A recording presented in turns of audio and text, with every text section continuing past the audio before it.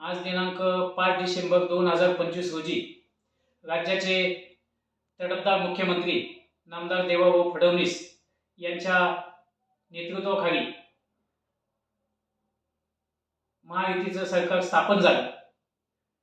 या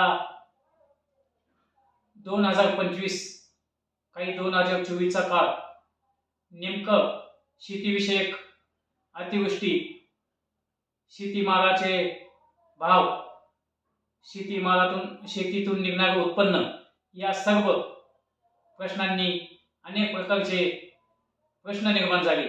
या सर्व प्रश्नांना युती सरकार मोठ्या हिमतीनं सामोरं गेलं आणि शेतकऱ्यांना मोठा आधार या 1 वर्षाच्या कालावधीत या युती सरकारने दिला.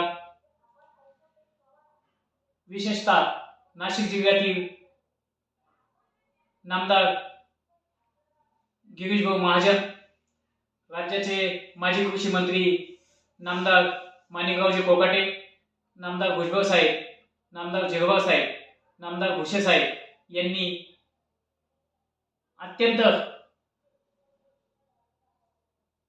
मोठ्या हिमतीनं या प्रश्नावर मात केली, शेतकऱ्यांना आधार दिला. राज्याचे माजी कृषी मंत्री नामदार माणिकरावजी कोकाटे यांनी कृषी मंत्री असताना सिन्नर तालुक्यासारख्या अनेक शेतकऱ्यांना शेतीविषयक अवजारं, पॉली हाऊस, विविध प्रकारचे शेतीविषयक धोरणं राबवले. त्या धोरणाचा परिपाक म्हणून कुठल्याही प्रकारचे मेहनत, कुठल्याही प्रकारचा वशिला हे माध्यम न राबवता थेट पद्धतीने शेतकऱ्याच्या खात्यावर अनुदान प्राप्त झालं. तालुक्यातील जनता, तालुक्यातील शेतकरी अत्यंत समाधानी राहिले. या कामी जिल्ह्यातील 5ही मंत्र्यांचे मोठे सहकार्य मिळाले.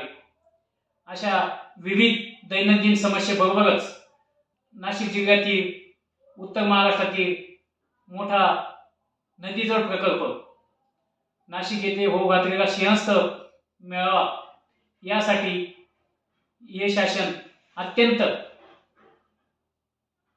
हिमतीने सामोरे जात आहे. अशा या 1 वर्षाच्या कालावधीत केलेल्या कार्याला मी माझ्या वतीनं, भारतीय जनता पक्षाच्या वतीनं शुभकामना व्यक्त करतो.